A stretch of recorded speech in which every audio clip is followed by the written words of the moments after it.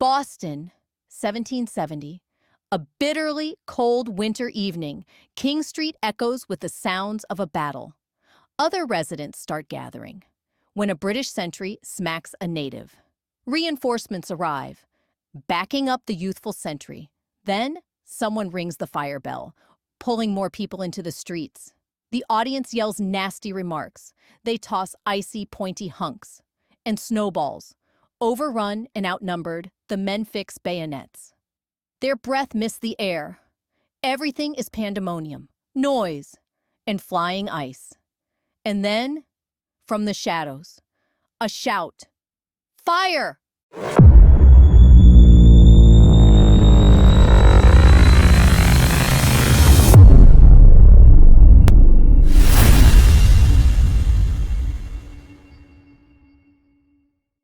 In the 17th century, England sent out ships to colonize America, but they weren't the only ones.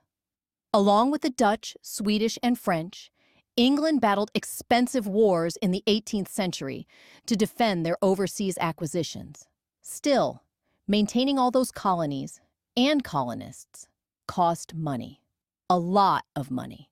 So in a move to balance the books, British authorities decided that the colonists should help pay for their defense. The American colonists were not pleased, and though each of the 13 colonies had different lifestyles and cultures, their prominent residents all began to unite in their displeasure at their faraway government. Then, in 1765, the British government imposed the Stamp Act.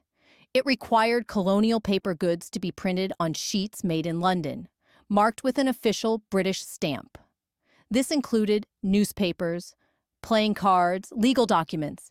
In other words, it targeted the most influential people in American society: newspaper owners, lawyers, tavern keepers, merchants. And if that wasn't enough, Parliament bypassed colonial legal institutions and directly imposed additional taxes. A move that many believed violated the 1689 English Bill of Rights, which claimed that levying taxes without the permission of Parliament was unconstitutional. And though parliamentary representation for the colonies had been debated, no one had ever figured out a strategy that satisfied both the colonists and Parliament. As a result, a powerful slogan echoed through the colonies: no taxation without representation. There was little actual consensus, but many colonists found common ground in one thing. They refused to pay for a war that Britain had fought for its own interests. The government, on the other hand, saw the colonists as spoiled. Even with the increased levies, they still paid less in taxes than other Englishmen back home. And in many cases, they even had more rights. Not to mention, the 7 Years' War had been fought to defend the colonists' land, for Pete's sake. So, Parliament ignored the objections, levied even more taxes, and sent troops to enforce the new rules. The colonists were now forced to house and feed British soldiers out of their own pockets. Tensions grew. Then, in late February, a mob gathered outside a customs officer's house. They hurled stones through his windows. In response, the officer fired his gun into the crowd, striking an 11-year-old boy. At his funeral, 2,000 people showed up. The anger had reached a breaking point. Then, on March 2nd, 1770, a group of British soldiers passed by some local workers. The military had been in Boston for several months, and after the mass funeral, tensions were at an all-time high. One of the workers insulted a soldier. The soldier snapped back, striking him with his musket. A fight broke out. Soon, it turned into a riot. More workers joined in. More soldiers surged forward. Outnumbered, the British troops retreated to the sound of jeers. It was a warning sign, a prelude to something far worse. 3 days later, a wigmaker's apprentice teased a British officer. A private, standing outside the customs house, called out. The apprentice should be more respectful. They exchanged insults. Then, the apprentice poked the officer in the chest. The private lost his patience and struck the apprentice with the butt of his musket. That was all it took.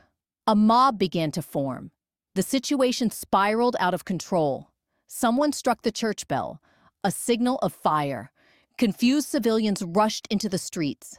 The city was on the verge of chaos. 50 Bostonians, led by Crispus Attucks, a free man of African and Native American descent, press forward. They close in around the British private. He retreats, stepping backward onto the customs house steps. Desperate, he calls for reinforcements. 7 British troops, led by Captain Thomas Preston, push through the crowd, forming a semicircle on the steps. Muskets loaded, bayonets fixed. They are now surrounded by hundreds of angry townspeople, some wielding clubs, snowballs, ice, razor-sharp oyster shells. The air is thick with projectiles. And then the crowd begins to chant, "Fire! Fire! Fire!" In the chaos, a businessman, Richard Palmer, steps forward. He turns to Captain Preston. "Do you intend to order your men to fire?" Preston shakes his head. No. Would he really give the order when he himself is standing in the line of fire? But then, from the darkness, behind the soldiers, a voice rings out, "Fire!"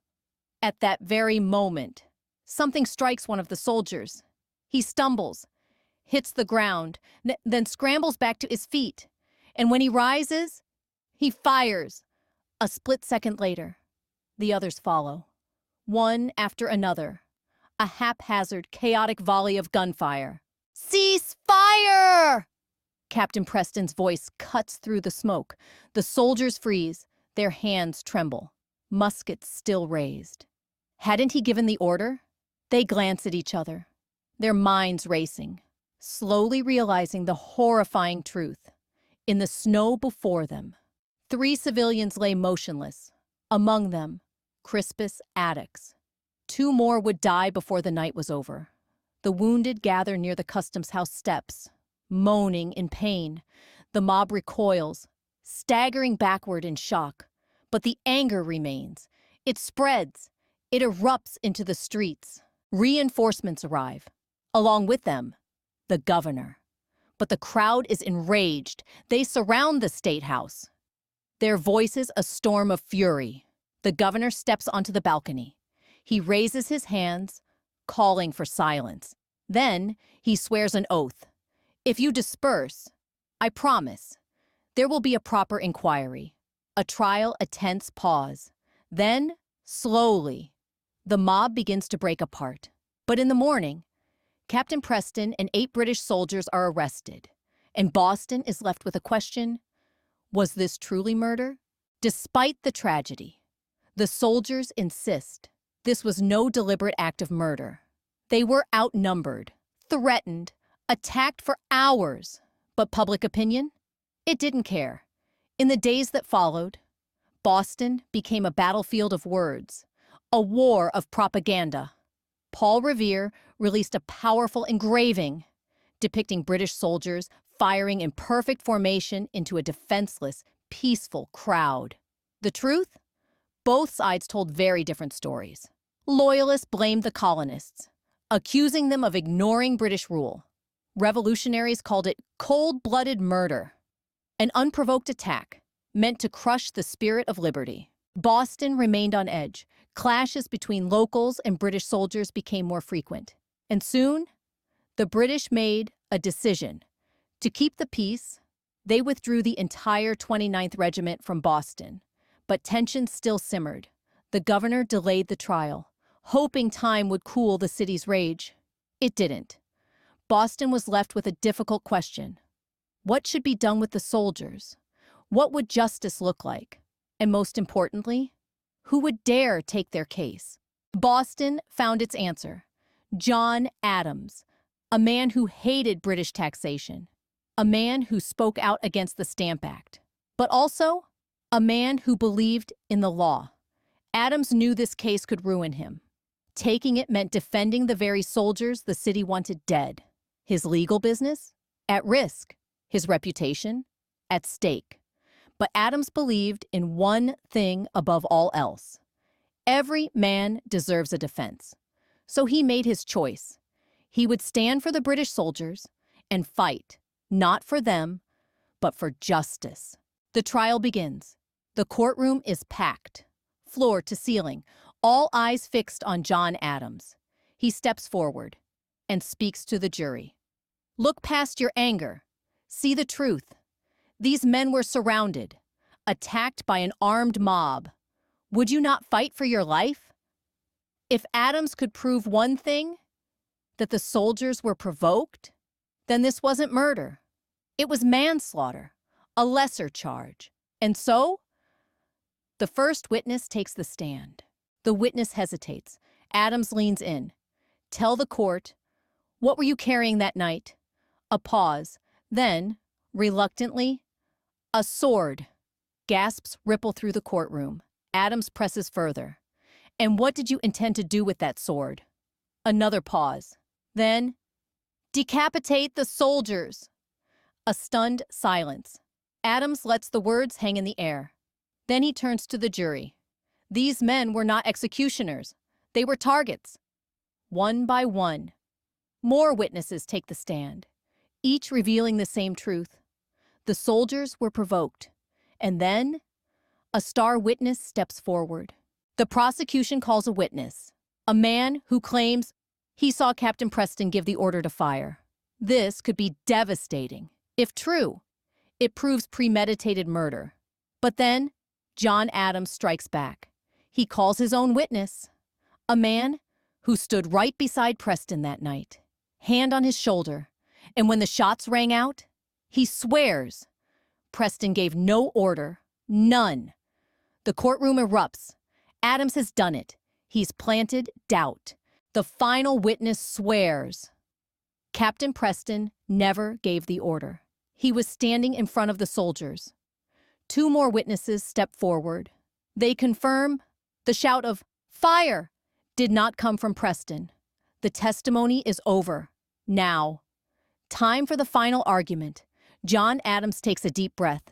He turns to the jury and speaks. Facts are stubborn things. No matter our passions, our desires, the law is clear. These men had the right to defend themselves. Silence. The jury deliberates. Minutes pass, then hours. Not just the soldiers' lives, but Adams' entire reputation hangs in the balance. Finally, a verdict. Not guilty. Captain Preston is free. 6 soldiers acquitted. But 2 convicted of manslaughter. A single punishment, a branding on the thumb, a permanent mark, a warning. If they break the law again, the punishment will be severe. The trial is over. But the revolution? It's just beginning. The Boston Massacre was over, but its impact, just beginning. The revolution was still years away, but the anger, the resentment, the defiance, they would not fade. Colonial sentiment hardened against King George III, against British rule, and against the soldiers stationed among them. For John Adams, the trial came at a cost. His legal career suffered, but his reputation for fairness, stronger than ever. If even he could support the revolution, surely it was just.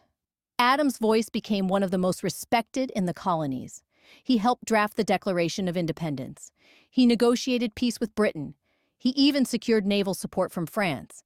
And in the 1780s, as the U.S. ambassador to Britain, John Adams walked the streets of London. And there, he saw a familiar face. Captain Thomas Preston. 2 men, 2 nations, forever connected by one moment in history.